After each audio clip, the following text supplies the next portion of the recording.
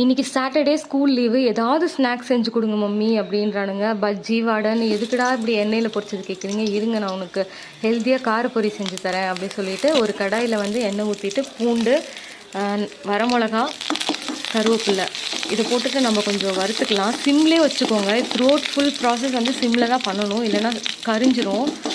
இது கொஞ்சம் கிறிஸ்பானோடனே நம்ம இப்போது வேர்க்கடலை எடுத்துக்கலாம். இது வந்து வறுத்த வேர்க்கடலை தான், அது கொஞ்சம் எடுத்துக்கலாம். அதனால் ஆல்ரெடி வறுத்ததுனால ரொம்ப வறுபடணும்னு அவசியம் கிடையாது.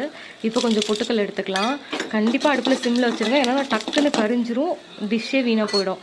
அதுக்கப்புறம் மஞ்சத்தூள், மிளகாத்தூள் ஒரு பிஞ்சு லைட்டாக, அதோட பச்சை ஸ்மெல் போனாலே போதும். ரொம்ப பேன் ஹீட் ஆகிடுச்சுன்னு நினச்சிங்கன்னா ஆஃப் கூட பண்ணிடுங்க. பொரி பாருங்கள், டிபார்ட்மெண்டல் ஸ்டோரில் வாங்குற அளவுக்கு நிலமை வந்துடுச்சு கோயம்புத்தூருக்கு வந்துட்டு. திருச்சியில் இருக்கிறப்ப தெருவில் வந்து பாட்டி தாத்தாலாம் விற்றுட்டு வருவாங்க. 10 ரூபாய்க்கு வாங்கினா ஒரு குடும்பமே உட்காந்து சாப்பிடுவோம். இப்போ என்னென்னா 12 ரூபா பாக்கெட்டு 2 பேருக்கு தாங்க சரியாக இருக்கும். அதனால் குழந்தைங்களுக்கு மட்டும் கொடுத்துர்லான்னு சொல்லிட்டு கிண்டிட்டு இருந்தேன். லைட்டாக சால்ட், ஆல்ரெடி இருக்கும் சால்ட்டு, கொஞ்சமாக சால்ட் சேர்த்துக்கலாம். பெருங்காயம் வந்து முன்னாடியே ஆட் பண்ண மறந்துட்டேன், பரவாயில்ல கொஞ்சம் ஆட் பண்ணிவிட்டு இப்போ பரட்டி விட்டுக்கலாம். அவனுங்களுக்கு பிடிச்ச மாதிரி ஸ்நாக்ஸ் ரெடி ஆகிடுச்சு, ஹெல்த்தியாகவும் ஆகிடுச்சு. பாய் டூடல்ஸ்.